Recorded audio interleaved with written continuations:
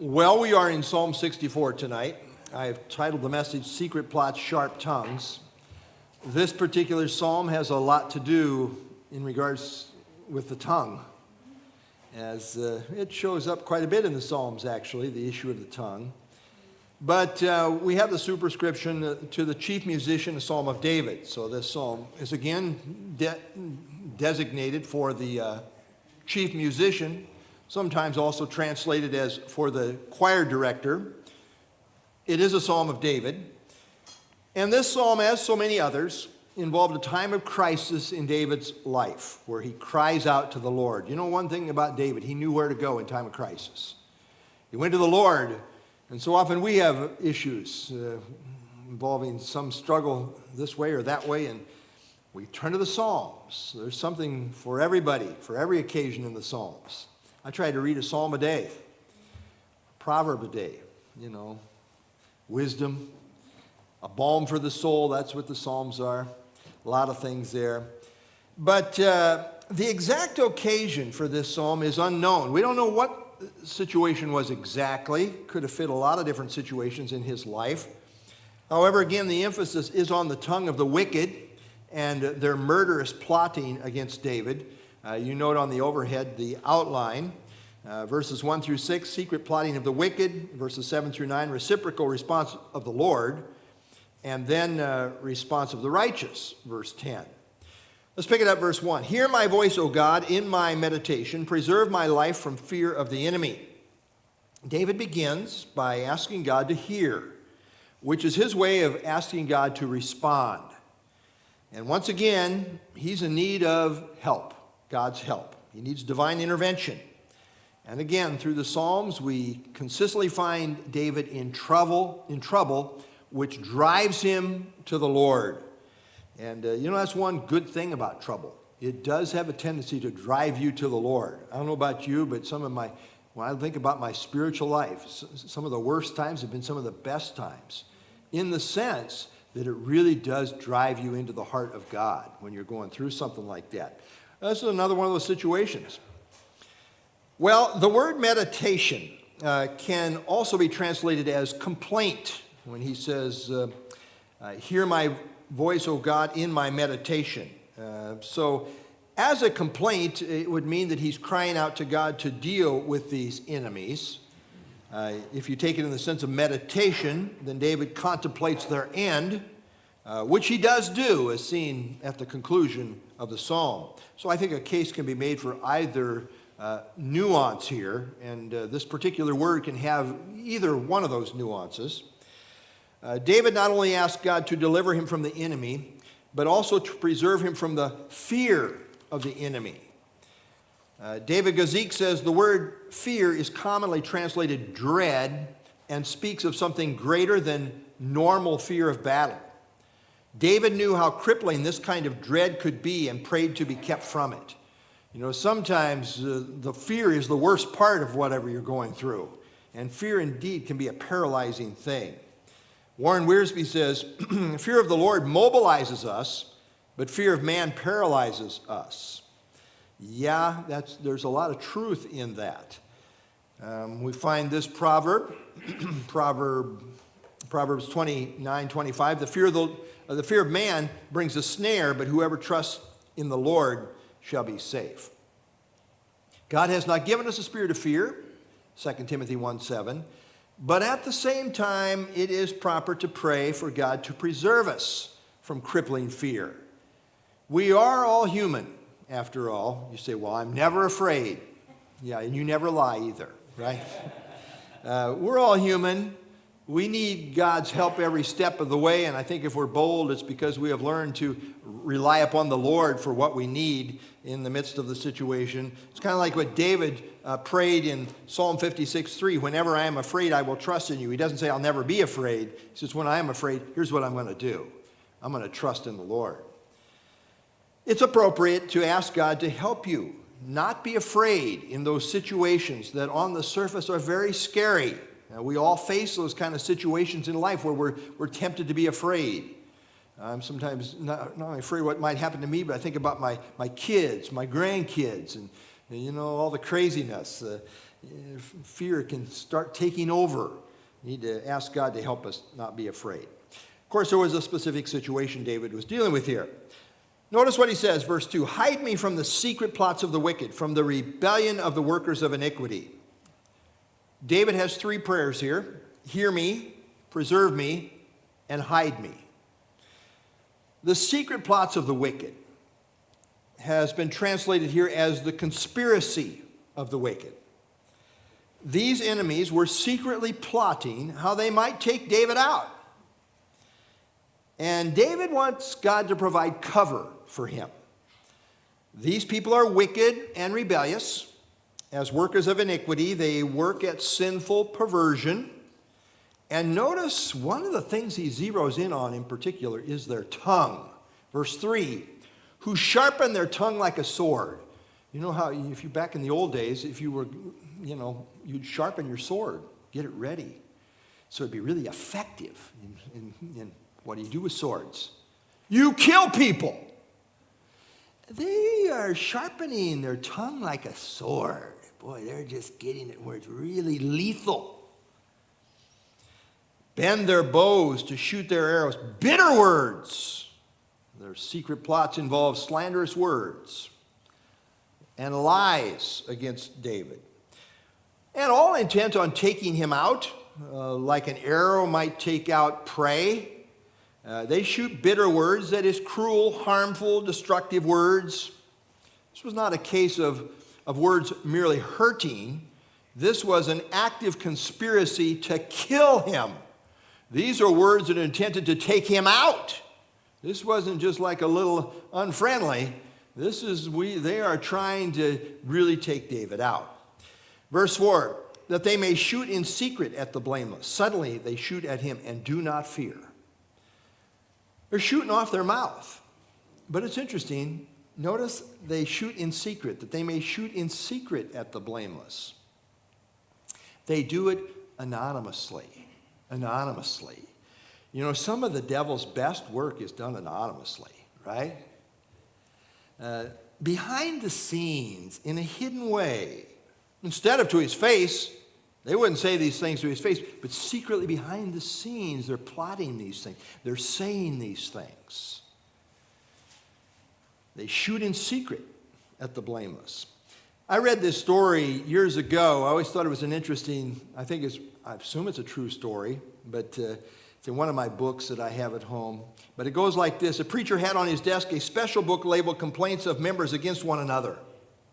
When one of his people called to tell him the faults of another, he would say, well, here's my complaint book. I'll write down what you say, and you can sign it. And then when I have to take up the matter officially, I shall know what I may expect you to testify to. The sight of the open book and the ready pen had its effect. Oh, no, I couldn't sign anything like that. And no entry was ever made. The preacher said he kept the book for 40 years, opened it probably 1,000 times, and never wrote a line in it. It's a lot safer to do this stuff secretly, isn't it? I don't want to just be out front with it here. I'm just kind of behind the scenes doing my thing.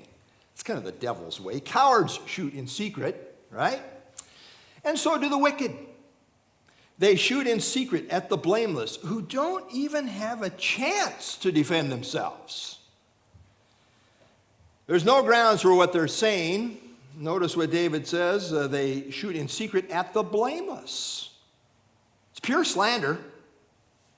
In secret, they shoot at the blameless.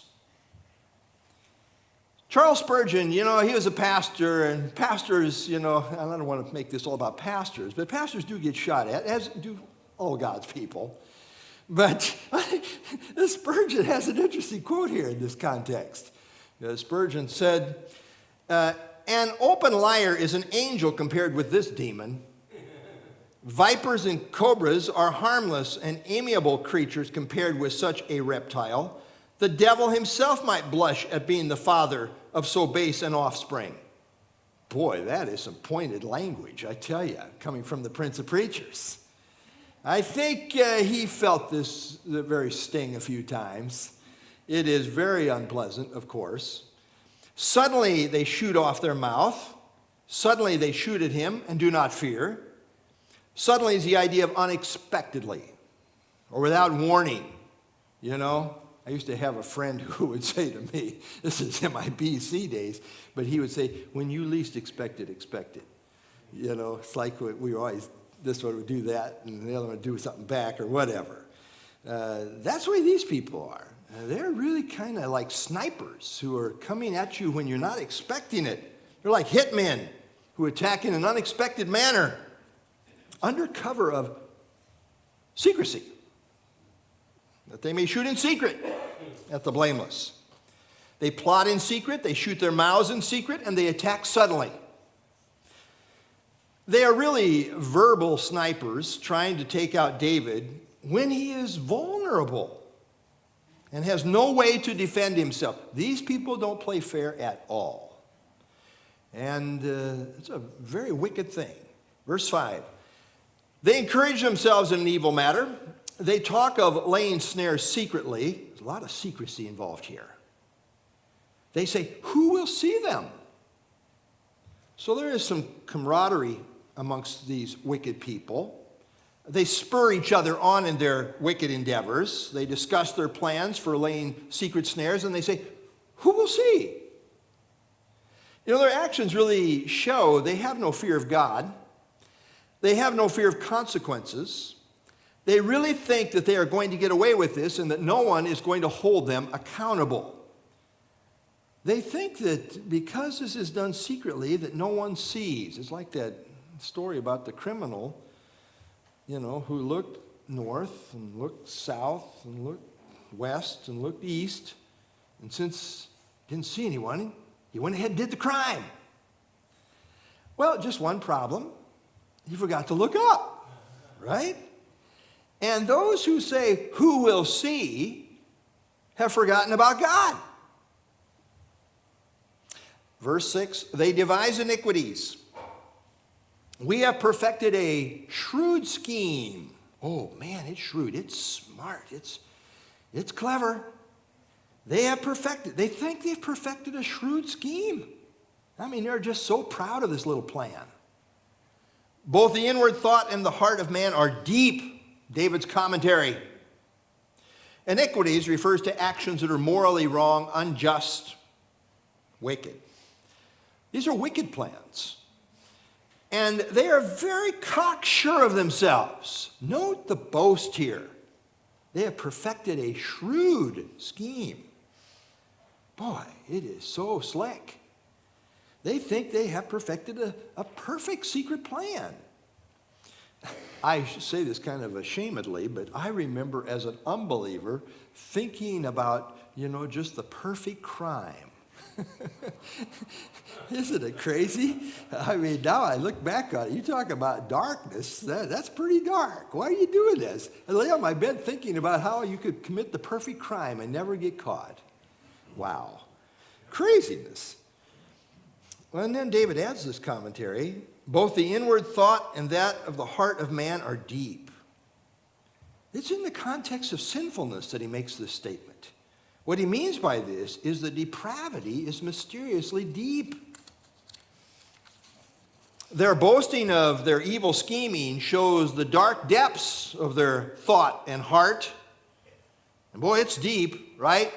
Inspired commentary here, inspired revelation. Jeremiah 17:9, the heart is deceitful above all things and desperately wicked. Who can know it? I mean, it's deep. Ecclesiastes 9:3, this is an evil in all that is done under the sun, that one thing happens to all. Truly the hearts of the sons of men are full of evil. Madness is in their hearts while they live, and after that they go to the dead. The true depths of depravity is known only by God. I don't think we ever see the full sinfulness of our own hearts. James Montgomery Boyce says, the Hebrew literally speaks of men's heart as being deep, the idea being that they're almost bottomless in their supply of evil deeds and cunning. It's deep.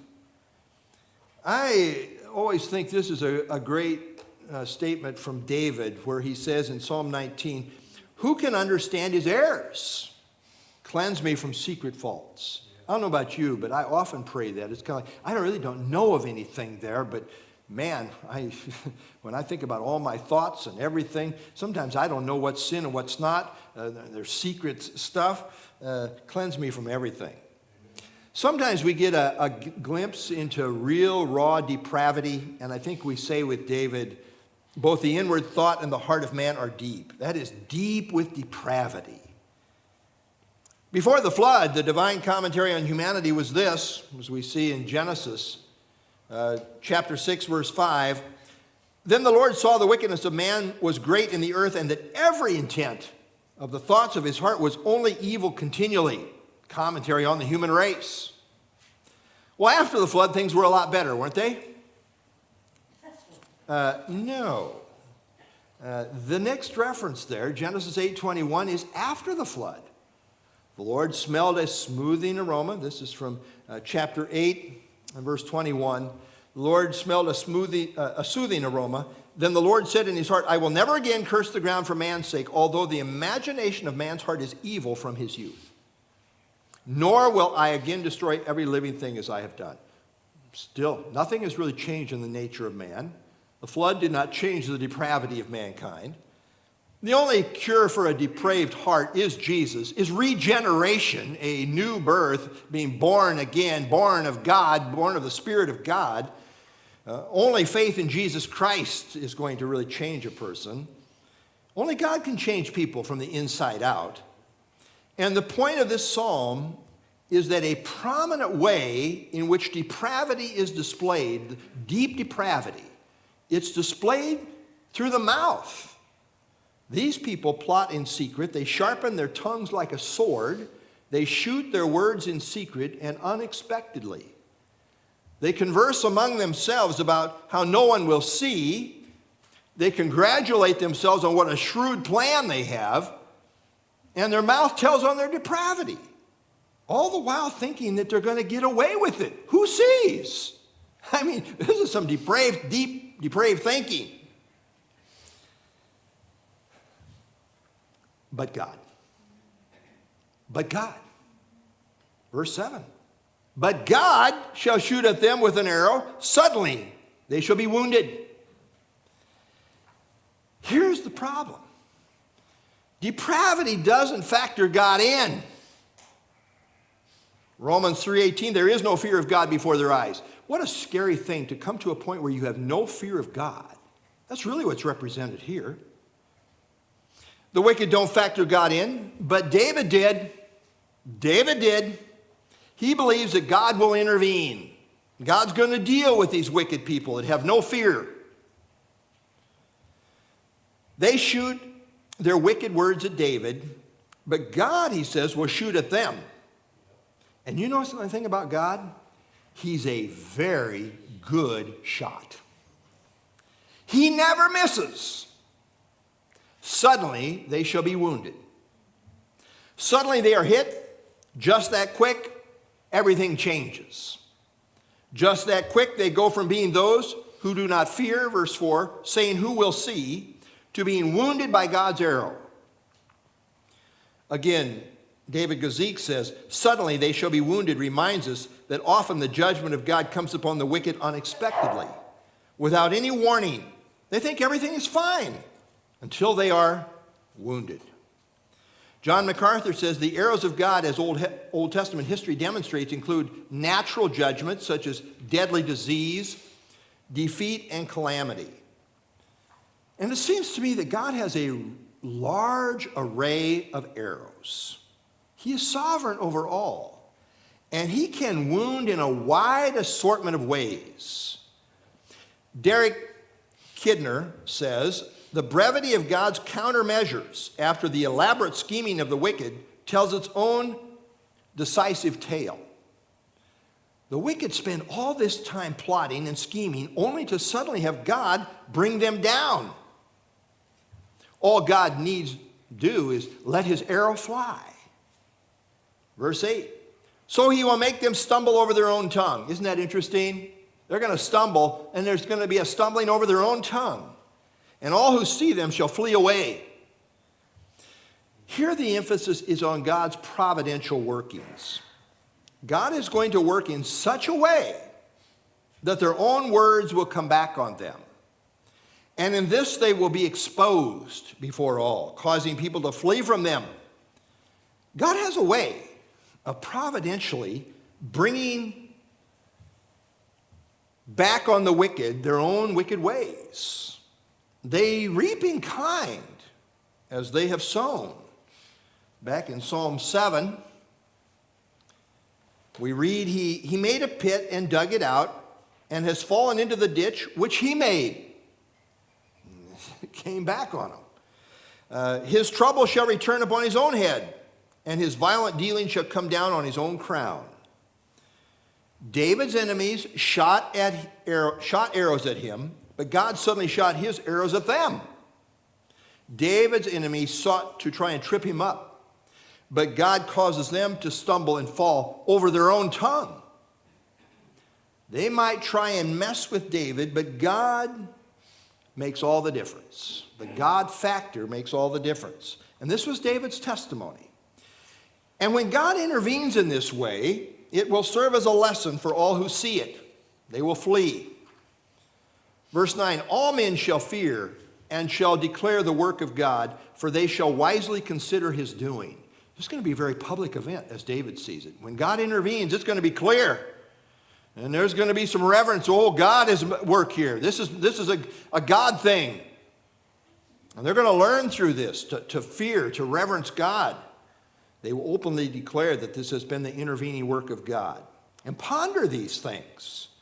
They shall wisely consider his doing. You know what this really serves as?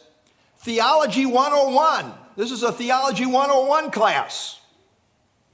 David was anticipating God's intervening work that turns the slanderous words of his enemies on their head. And he does it in such a public manner that people will get it. Oh, God is intervening on David's behalf. Now, he didn't say exactly how God is going to do this, but he believed it would happen. And it would happen in such a way that David would be vindicated and God would be glorified before all who are watching. Previously, the wicked asked, who will see them? Verse 5. The answer is, everyone will see them, because God will use them to teach a lesson to all people. Verse 10. The righteous shall be glad in the Lord and trust in him, and all the upright in heart shall glory. The righteous are God's people. Now, those who are aligned with God's man, in this case, David. And by the way, the one who you stand with is pretty telling, certainly was in this case. And when God turns the tables on the wicked and causes them to be exposed in their sinful lies and plotting, then the righteous will be glad. They will rejoice in God's vindication. The tables will then be turned. And it will further to strengthen their trust in the Lord. Notice the righteous shall be glad in the Lord and trust in him. I think the righteous were already trusting in him, but this will strengthen their faith as they see God intervene. That's what David's anticipating. And then the upright in heart will glory in the Lord. That is, they will celebrate the victory that he has brought and given. This psalm highlights the tongue and how the wicked use their tongues to try and take down God's people. Now, that was true in David's day, but do you think it's true in our day? Yeah. I'm pretty sure the devil's strategies have not changed. One of his great weapons is the tongues of his people, who are very wicked. And it's a very serious matter to wickedly use the tongue. And we would say, well, this is just the wicked. But you know what? God's people still have the flesh, too. And we can do some things that aren't just too good sometimes. I think about what A.B. Simpson said in this regard. Here's a quote from him.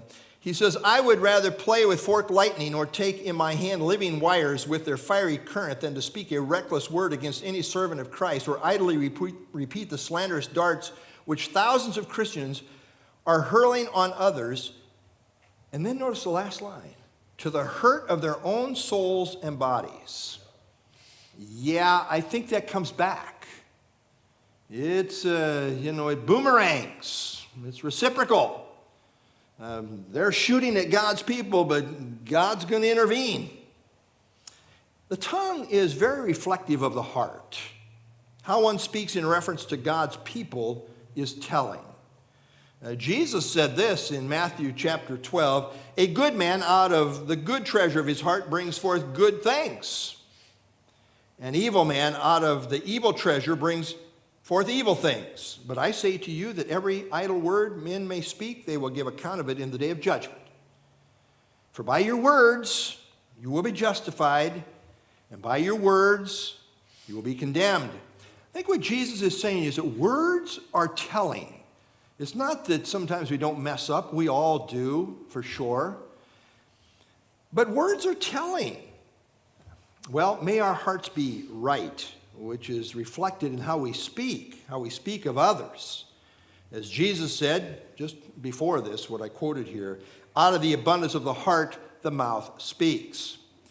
No matter what the wicked say, in the end, the righteous will celebrate because God always has the last word. He always does.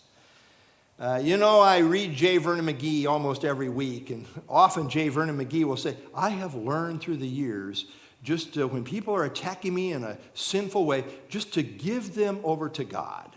Just to give this over to," he said, "He is a whole lot better at dealing with that than me." That's a great lesson, a very simple lesson, but a very great lesson in life. I see David here looking to God to deal with these people. Indeed, at the end of the day, those who look to God for vindication, look to God to right things and turn the tables and set things straight, indeed, at the end of the day, all the upright in heart shall glory. That is, we're going to forever celebrate what God has done on the behalf of his people. He is a faithful shepherd, and we can trust him, whatever we're going through, no matter how wicked the enemies might be. Indeed, God is on the side of his people. They may shoot at us, but God's got them in his sights as well. And of course, we pray that they repent as well. Okay, let's stand and have our closing song, and then I'll close in a word of prayer.